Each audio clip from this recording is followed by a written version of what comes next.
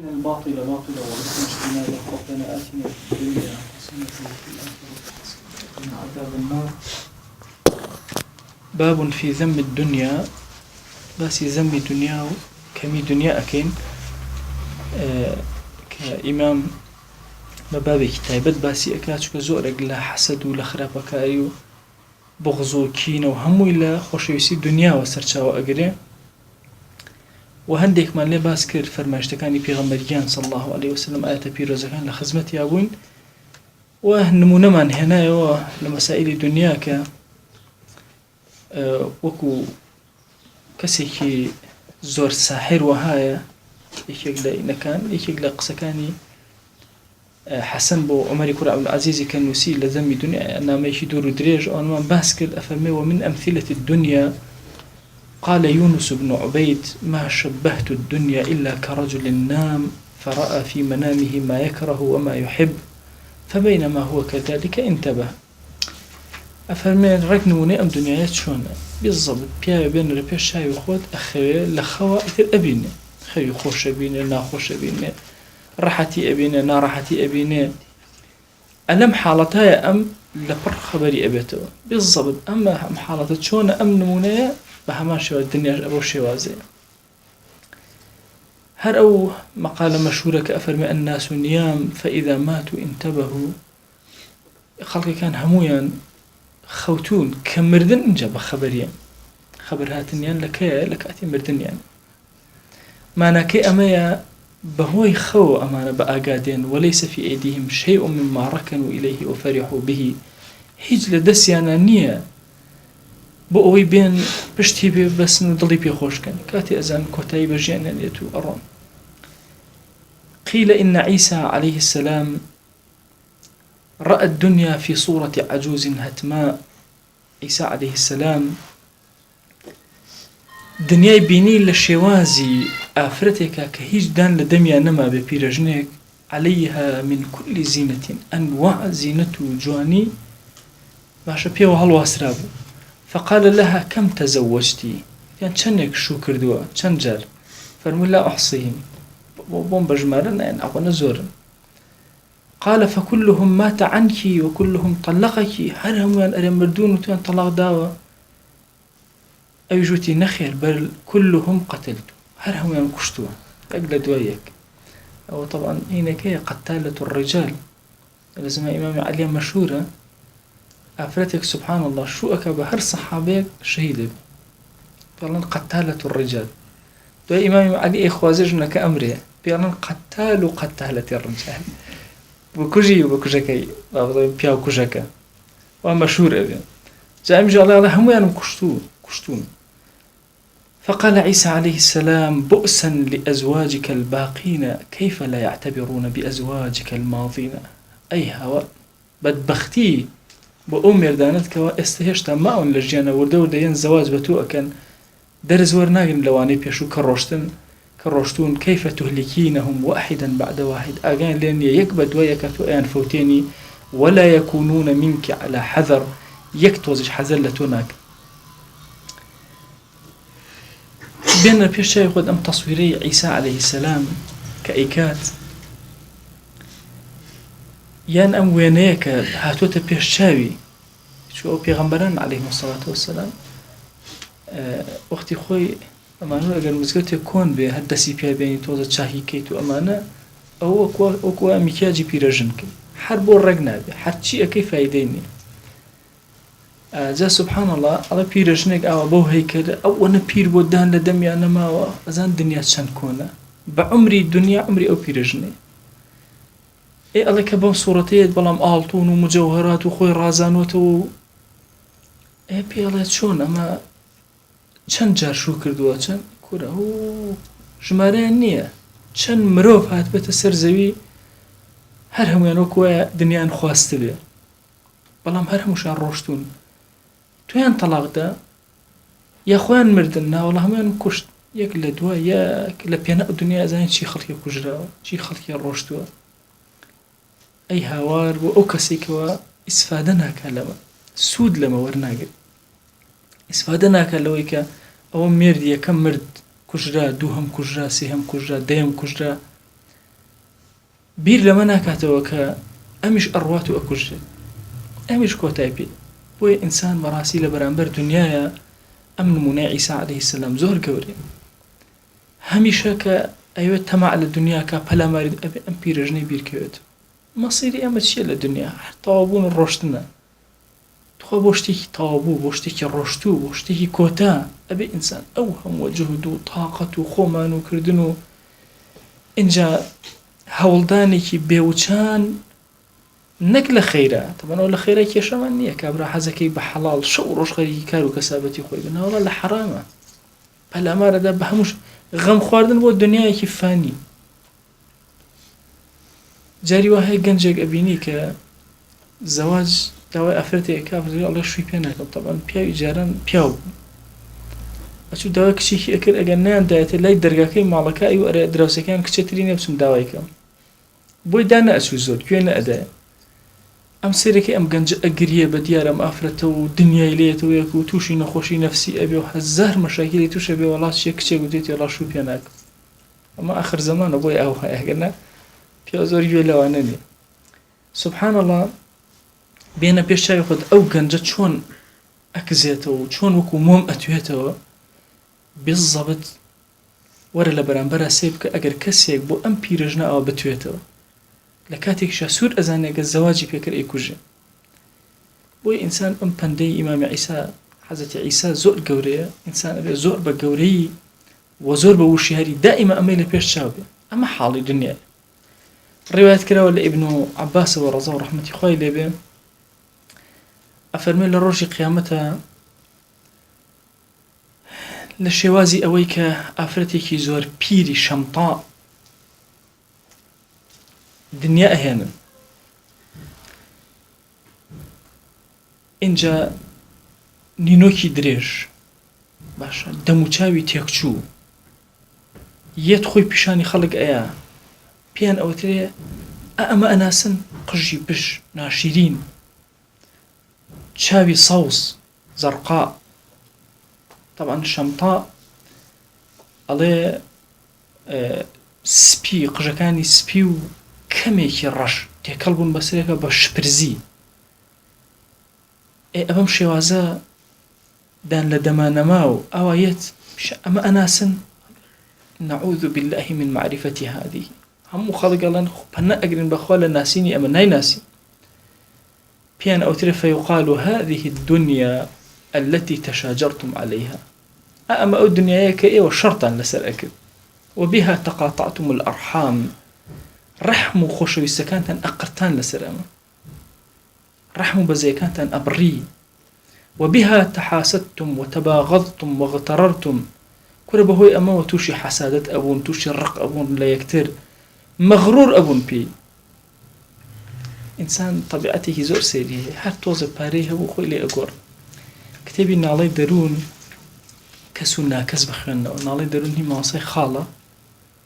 بشي كتيا كسو ناكس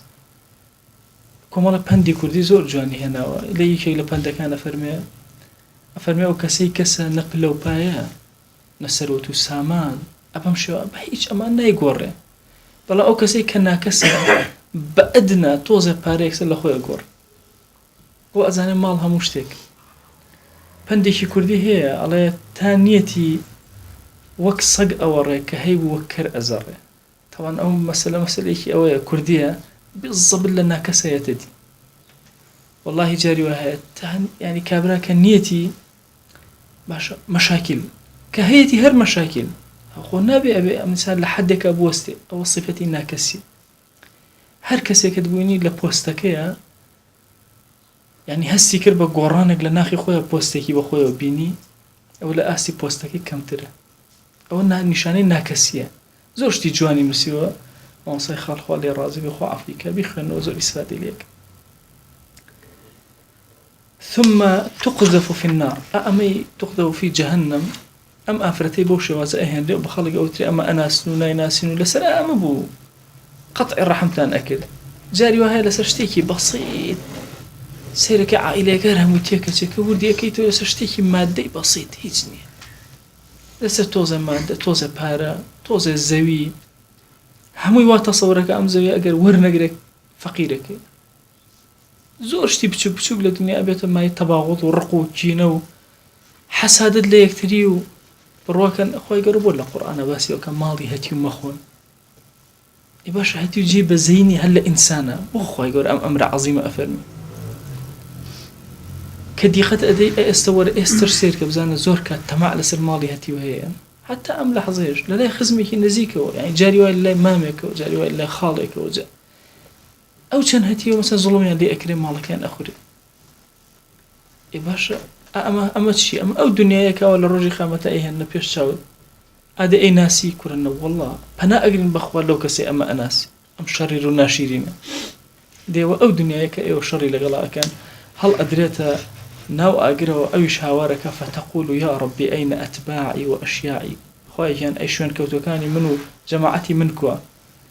ئەفەرمێ ئەلحقوا بها ئەتباعها و ئەشیاعها بڕۆن ئەوانەی کە شوێن کەوتەی ئەون ئەوانەی پێڕی ئەون هەر هەمویان لەگەڵ یا با بڕۆن بەرەو ئاگر أبي العلاء أفرمي رأيت في النوم عجوزا كبيرة عليها من كل زينة على الأخوات بيرجنكم بيني زور بعمر أنواع خشل زير وأواني وخوي رازان دبو وجري جوان جوان والناس عكوف عليها يتعجبون خلق هرهم بدياريو اعتكاف شون عكوف ماشا دانشتنا ما نوية لبينا وخويا لشوينك ها أصنام ماشا ما هذه الأصنام التي أنتم لها عاكفون باشا أو صنمانك إنسان عكوفك لبناء أمانته وكو عبادت شو اللي اعتكافته أمانيته بهما شواز خلقم بيني بديار أم بيرجنوا أو اعتكافيان كردبو يتعجبون ينظرون إليها سيريان أكر سريان صرما لجوان يكي فقلت لها من أنت ويلك هاي بيرجني نقبت أما توكي هاوار بوتو قالت أما تعرفني نم ناسي أبي العلاء قلت لا قالت فإني الدنيا من دنيام فقلت أعوذ بالله من شرك قالت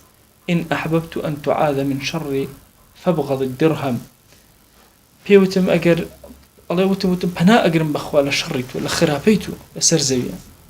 أجر أتويت للشر من باريز راوبي رقل للدرهم بيته درهم يزيو طبعا أبي العلاء لزمانك كدرهم ودينار هي درهم بريتيل لزيو دينار بريتيل لشي لألطو أفنويا رقي بيته لشي لبتشوك كان كوركشان أولاتر وقال بعضهم رأيت الدنيا في النوم عجوزا مشوهة الخلقة حدباء عندك تفرمي أنا دنيا من بيني بيرجنيك كخلقتي تيكشي طبعا خلقة تيكشون ملاحظتها بميل خزمتها مروف كبير بو شتيك تشويه صورتي شتيك أبيت لحد خوي زياتر بير بو تصويرك زياتر أو أبي تشويهك زورتر أبي زۆر کە تۆ پیرێک ئەبینی مەسەن ئەتوانێت پشتی بکاتەوە هەر ئاوە سێ پشتی ئەم تەشویهی خەڵق قۆڵەکانی جاریان ناکرێنەوە هەر ئەندە وەکو ئێمە بە ئیسراحەت قاچەکانی ناکرێنەوە هەستەکەی مەسەن تاو تەشویه ئەبێت سوورەتی دەموچاوی هەیکەلی هەمووی گۆڕانکاری بەسەرایە هێشتا لەوەش زیاتر تەشویه الخەلق ئەگەر بە مطلقی بێت يعني هرچی ئەعزایەکی هەیە هەمووی تێکەچ ئێستا تۆ جاری وایە سێرەکەن پیر پەنجەی کێچێ سەر پەنجەکەیتی لا ناچی جاری وایە لە قاچیە جاری وایە لە دەستیە جاری پەنجەیەکی لارە بێ لە پیریە ئیتر ئەو پەنجە هەر لارە يعني زۆر عەجیبە سوبحان الله تەشویهی خەلق ومن نعمره ننكسه في الخلق ئەو کەسێک کە عمری زۆر درێژی ئەدەینێ ننكسه في الخلق تووشی نەکساتی ئەکەین لەناو خەڵقە باشە همو نكسكان للدسيا لقاشيا للوتيا للسريا لجويا انجا غير أمد مشوهة الخلقتي بستني بينيني همو تيكا تيبا سريكا تشيرجكاني هنامين لبنا يخوي همو تيكا تيبا سري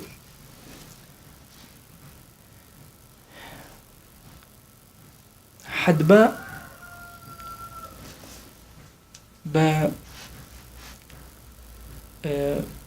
معنای چاوی چوبێ بە قوڵایە دێت معنای چاوی دەرتۆقی بێ هەر دێت حەدبە بە معنای بەڵەکیش دێت بەڵەک بوو بێ دليل بالضبط نازن ما بس كيلا حدبا مهم أيوة تشويه كي الناشريني بعضين أو دنيا بكالة بيشتغل طبعا كأل رأيت قال بعضهم رأيت الدنيا يعني لخوا دنيا بيني أبو شواز. مثال آخر طبعا ما نمونيك أبو الدنيا كشبهان بالمعنى بيرج نموني كتير فهمي واعلم أن أحوالك ثلاث لسي حال زياترني حال لم تكن فيها شيء بيشتهر نبوي حالك أوا وهي قبل أن توجد بيشو إلى دايق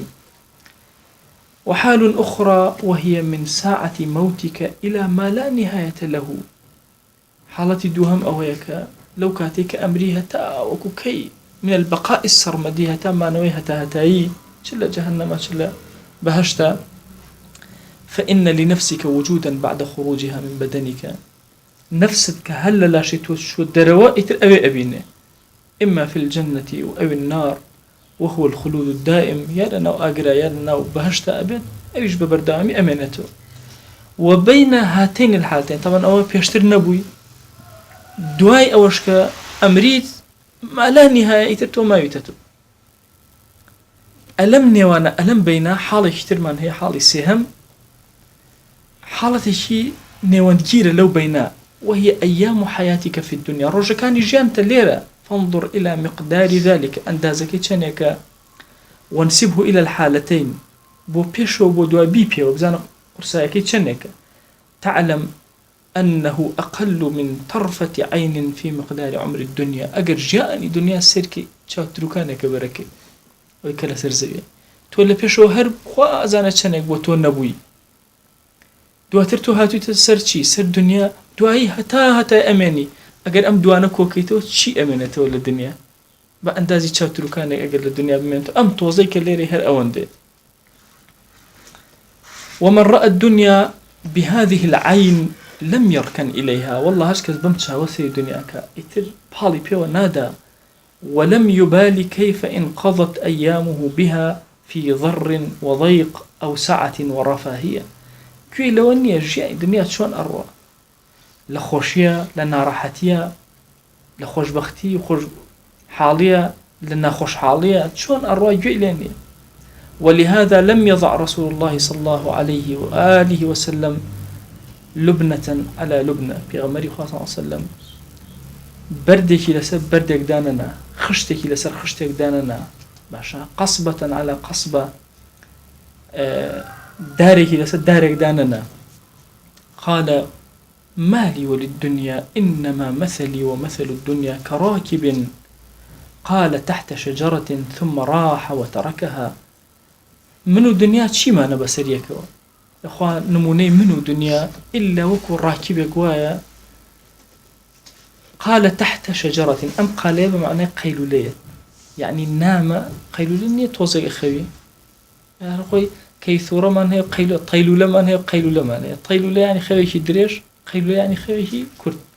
قال تحت شجرة كم إجا سرخوي أشكينة لجد دارك ثم راح وتركها خو دار مالي بوبا بيليني الربع جيه هذا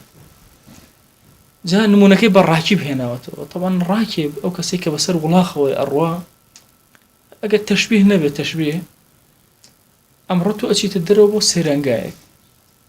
توزق له سيرانجاي دا أنيشيت وخو حافظ بجيه بالضبط الدنيا أوندي الراكب شونه طبعا دائما أو كسيك الراكب أيوة بر والرقبة بر خواي كاتيتي بوي الرقبة بر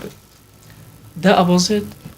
قيل لي كعب حال سرخي أشياء لخوا كهر مشي لا الرقاكيتي زوها الله سيتو صارت والله أخي خوي بتو درجة بالضبط بوشي وازي جاري وهاي أجر شتيكت بيبت بحذره وبيبوي يعني إيش كتبه زور بحذره وبي بشتى توزي كيش بخير شاوي قرمكيت والله مضل لبرو إلى شنوكه وتو تكاك 20 دقيقة أخو سجل 20 دقيقة خبر أبيتو باش السير بوشوكا أروي أزاني إيرش وأنا كدنيا أفهم بالضبط دنيا أبو شوازي وكو أمر راكي بواي دا أني شيء توزك لا أدا قيلوا ليكي كما كتشاوي قرمك خلاص يا الروطة هرون دي دنيا هيتشي ترني فرميشتك من هي على عن أبي هريرة رضي الله تعالى عنه أنه قال رسول الله صلى الله عليه وسلم هذا من ده حديثه لا أبو هريرة رضي الله عنه يقول فرموي قال رسول الله صلى الله عليه وسلم يعني قيل ليكرت بيغمر جان صلى الله عليه وسلم فرما جير خوي أو أنت واضحة يعني كأليق أنه قال رسول الله صلى الله عليه وسلم أو أن يبيغمر قال مشتكي تري وتبي أو هرقي خبره مشتكى يعني قيل ليكرت ليه رجل فرما اشتكى فرميشي قال تحت شجرة يعني قيل ليكرت لجير درختك سأقرب فلان قال احتمال يعني وتويتي احتمال يعني قيل لي كردو باشا قال يا وتويتي يا قيل لي كردو أفرمي وقال عيسى عليه السلام الدنيا قنطرة فاعبروها ولا تعمروها دنيا وكو بردق وهايا تيبرن لسر رامو سبيني لسرك طبعا الإنسان أجد لسبردك وبره بيناك لسبردك نابشتي عقلان عرفان تشكات بو لدويتو الرو نادن هاد دروسيش كي ولا بقاشي خلق وارو حسبو نامنته حسكتو بلوكيك بخاطرنا اوك وحش نامن لسر برتوتشي اكي تنها تيبرين اكي شويني تيبرين شويني بقاء وستان نية أفرمي برون تيبرين وهذا مثل واضح فإن الحياة الدنيا معبر إلى الآخرة أخرك شون برديك آوا معبرك يعني رجليرة وتو أبريتو بآخرة هل أون دي والمهد هو الركن الأول على أول القنطرة واللحد هو الركن الثاني على آخر القنطرة وقت خوي للادية سيد قطب قسيجي لباسي قنطرية أفرمي لنا أولادك خومنا لبا داري ميو إحنا ندرس بردش ندرس كردبو منالك أسون بو مكتب بهو أبرينو طبعا داري ميو وقتي خوي بكار هندو بوشي ومسألة برد طبعا أم دارها جولو حركيه الله سبحان الله دايكم كقرآن في أوت من منالبهم عليك سبحان الله يفرموا يعني ومنهم من يعبد الله على حرف كسي وهي بس قراخه بس منافقك بس قراخه ونيجك حرف معناه قراغته على الريك نفرك ما هات بيش شاو قاتي لسر أو إن دهنا أو بردي ميوه جعل بردي ميوه كبردوامش أوي كمي بركوي يبرجي أو كان نرم أبوه أو نيتر أمو شوي أكل كهوالي أدا على الرك أما هات بيش شاو نفرك أبمشي وازا واستاوى لسر يقاس قاتي لسر بردك يتبردك أجوله يعبد الله على حرف طبعا بردل لو سروا بسرابو لم سرشوا بسرابو هردو لا ليرا ركنك قايم باش أبي بيبسيتو ليش وشتيكي قايم بيبسيتو يتلم بين أموشوكا تو أملاو لاي برزة دس قريب أملاو بولاي وقاتش ولده بسري حتى اشتاقوا برو جولة شكا كرم أيو بروا ماشا هماني ياري وشتاكا ما قد أوهانا بيات يا بر طبعا من غير لادي أو زمان يزو بسري الرأي نكر دي قد أما بيشتاي وخد أمسركي ركني أمسر بريتيلا شي سرتاي جيان بريتيلا بيشككت بالضبط أم بيشكي تو سرتاي أمسري كولككي قبركش اللو سرتاي أو سيتي أم لا جوان أو بسنو لا جوان أو بسنو تشبيهك زور بقوتك غزالي كبيري يعني أوي إمام عيسايا حزة عيسايا كأفرمي لو شهر لما قولك أوابي هر تابع بمقولك أو كأفرمي ما دام قنطري أمثل أسليبا بيشكو بقبر بسراوته بينك شي معبر الرغبك بيا أرويت تيبر ومن الناس من قطع نصف القنطرة ومن الناس من قطع ثلثيها ومنهم من لم يبق إلا خطوة واحدة وهو غافل عنها سبحان الله عند الخلق كان نيوير رجا كان في أور لن يوير رجا كان أكيد تخواره ناتوانه جولي بردك إخات تخواره هوالي أدا إخات تخواره أترسي أكيد تخواره هندك زوري أبرن هندك يشنا ثلثيها باشا دولة سرسيان بري أكون هندك يعني يك هنجايما قاس بخات أوبر والنجاتي به أقلي كوتاي بيه فرينا كي قاس بخات أوبر أفرمي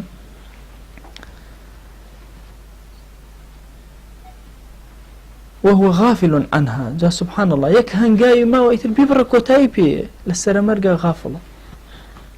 بۆخۆی ئینسان خۆی ڕانەهێنێ لێرە هەر بە غافڵی ئەمێنێتەوە. سبحان الله جاری وایە ئینسان ئەو غافڵی زۆر زۆر تەئسیری لێ ئەکە. یعنی تەسەوور ئەەکەی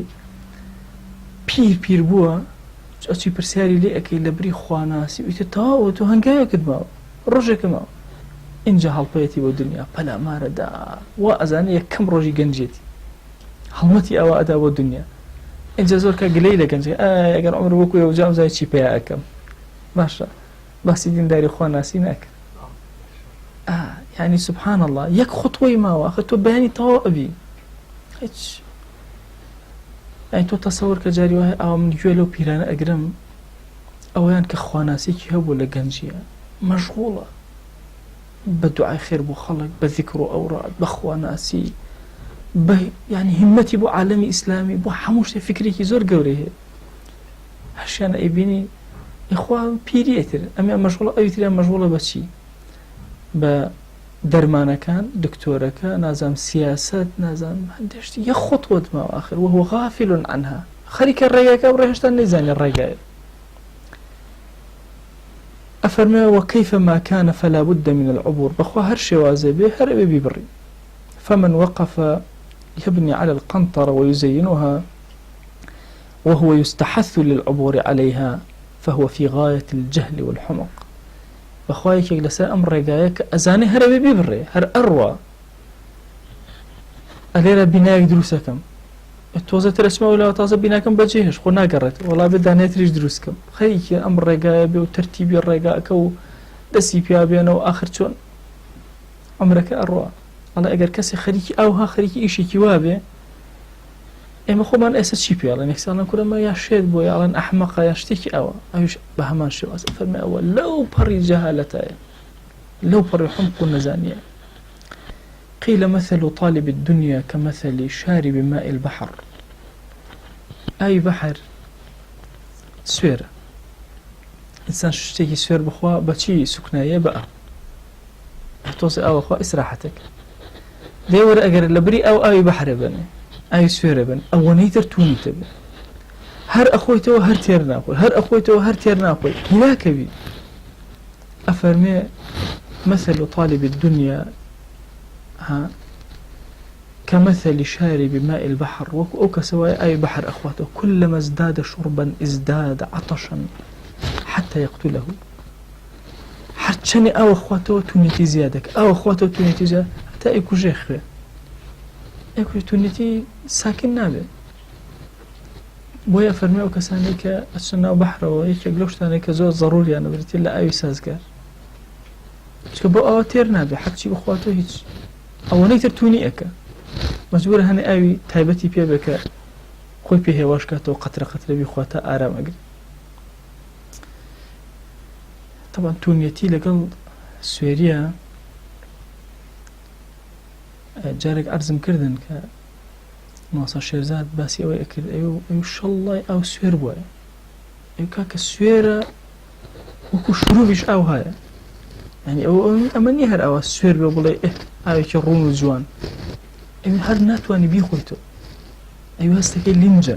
ئەوەندە سوێرەکەی ئەو هەندێک جار تاڵە لە قوڕکدا هەریکە ئەو خنکێنێ یەک قەتری لێ بخۆیتەوە تاو ئەجاوەرە ئەو بخۆرەوە تا ئەم خوێنە نەهێڵە لە لاشەی توێ دێوەرە تۆ هەموو جارە لەم ئاوا بخۆیتەوە دنیا ئەو هەیە تێرت ناکە. وەڵڵا ئینسان ئێستا هەموو پڕی زەوی ئەخ بۆی ئینسان خۆ هەڵبژاردەوە ناو بەهەشت کەمترین لە ناو بەهەشتا چی هەیە؟ کام پاشا لە دنیا زۆر دەسەڵاتدارە ئەوەندە و ئەوەندەی ئەوی ئەدرێت کەمترین ڕێژە چکە تێر نابێ ئینسان تەبیعەتی وهە بە شوێنە هەبێت یا تێر بێ ئەم شوێنەش ناو بەهەشت. بۆیە سیرەکەی ئینسان لە دنیاە هەر هەوڵەدا هەر محاولە ئەکە هەر پەلامارەدا حەچیشی دیار نیە. ئەی تۆ تەسەوورکەی بڵێ وەڵا ئەم کەسە ئەگەر ڕێژەکەی مەسەن پارەکەی بکاتە 100,000 ئیتر وەڵا ئیسراحەتەکە وخوا گەیشتە 100 پەلاماری 200 کاکە لە 500 بەنێ قیروسیا بە ئیتر هەر بیر نەکاتەوە لە 500 داوای ملیۆنەکە کورەکەکە 10 ملیۆنی بەنێ با نەجاتمان بێ داوای 100 ملیۆنەکە ناوەسی یعنی تێربوونی نییە. جارێک دۆستێک ئەوی مامۆستا وەڵڵاهی خۆشترین ژیانی ئێوەیە ئەوە وەزعیان الحەمدولیلا زۆر باشە ئەوی ئێمە ڕقم کوشتوین ئەو کاکە وەڵڵاهی نانمان هەرۆکو ئێوە جلو بەرمە هەرۆکو ئێوە ئەوەی ئێمەی مەشغوڵ کردو شەو ڕۆژ خەریکین بەس ژمارەیەک ئەو خۆ لە ژمارە بۆ لەو هیچ نییە ئەو فشەی ژمارە لێوە دەست پێەکە کە دەوڵەمە نەبی ئەو ئەڵە فڵان کەس ملیارێکی هەیە فڵان کەس 5 ملیاری هەیە ئەمی تر محاولەکە ئیکا بە 10 ملیار ئەوی تر محاولەکە ئیکا بە 20 ملیار ئەوی تر تەواو نابن منافەسەیە لەسەر ڕقم ئێمە لە حاڵی دنیا تێربوون نییە. پێغەمبەریان صلی الله عليه وسلم ڕحمان بە قوربانی بێ نافەرمێ یەک وادی یەک دۆڵ ئاڵتون بە کەسێک تەمەنای وادی دووەمەکە دۆڵی دووەم سێهەم سیانی بەرە 5 واز ناهێنێ ئیلا مەگەر سبحان الله مردن ڕای چەندێ ڕایگرێ. خۆی بۆ خاتی گەورەی خۆت لە گوناهەکانمان ببوورە یا رب العالمین. خۆی گیان دەرگاکانی خێر بەسەرمانە وەڵا کە یا ئەکرەم الأکرەمین. خۆی داوات لێ ئەکەین دنیا لە پێش چاومان بچووکەرەوە خۆی گیان دنیا بخەرە ناو دەستمانەوە مەیخەرە ناو دڵمانەوە یا ئەکرەم الأکرەمین. یا ربی خۆی گیان عاقبەتمان پڕخێر کە نعمەتەکانمان لێ مەشارەوە یا رب العالمین سەتری عیبەکانمان کە یا ئەکرەم الأکرەمین. یا ربی خۆی گیان گوناهەکانمان لەبیر خۆمان و خەڵک بەرەوە خۆی گیان گوناهەکانمان پەروەردگارە لەبیر مەلائیکەتەکانت ببەرەوە. پەروەردگارە ئێمە شەرمەندەی بەردەم مەلائیکانی تۆین خۆی گیان داوات لێ ئەەکەین گوناهەکانی ئێمەیان لەبیر ببەرەوە. یا ربی خۆی گیان داوات لێ ئەەکەین هەڵەو کەم و کوڕێکە کردومانە بینی خۆمان و تۆ یا ربی پەروەردگارە عەفو و میهرەبانی بەزەی خۆت بەسەرمانە ببارێنە. یا ربی خۆی گیان داوات لێ ئەەکەین بە ناوی جوانت بە صیفەتی بەرزت بە ئیسمی عەظەمت هەر کەسمان گرفتێکمان هەیە یا رب العالمین خۆی گیان گرفتەکانمان بۆ چارەسەر کە یا ربی خۆی گیان گرفتەکانی دنیامان بۆ چارەسەر کە هیممەتمان بخەرە ناو دینمانەوە یا رب العالمین. خۆی گیان ئێمە بەرەو مانگی پیرۆزی ڕەمەضان ئەڕۆین یا ربی خۆی گیان بەرەکەت بخەرە کات و عمر و وەقتمانەوە تو گەورەی خودمان کە ئیدمان گێڕە لەو عەبدانەی